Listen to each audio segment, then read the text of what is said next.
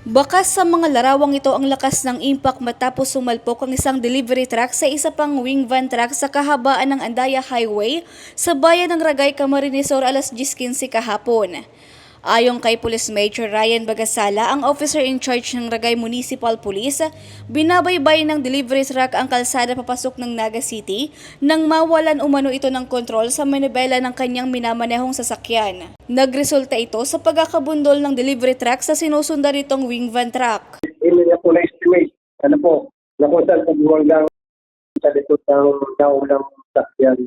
So, bali po kasi yung nawalang sakyan, yung 2 kilo 700 green van, so bali po tumigil po ito sa panandalian, and then nakasignal, naka-hazard lighting nga po ito, and then yung kwan po, nagdiritso po ito ng dahan-dahan, and yun nga po nangyari yung bangga. Nasa maayos na kalagayan naman ang driver ng nabundol na wing van truck. Nagtamo naman ng matinding injury ang driver ng delivery truck na agad naman na naidala sa Ragay District Hospital.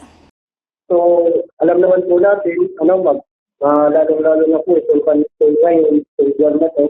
So, medyo marami-rami na po talaga ang ating mga commuters, gawin po itong mga tracking, mga bus.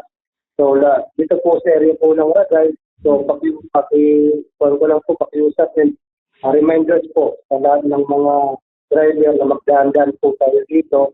So, considering na may mga area dito talaga dito, may naman mga uneven pavement po, may mga lubak, hindi may mga undergoing construction po dito. So, magdahan-dahan lang po tayo, mag-cycle po tayo para iwas sa accident.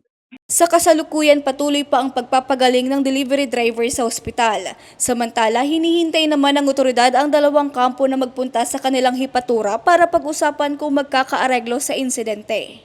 Richine Bue, CSN.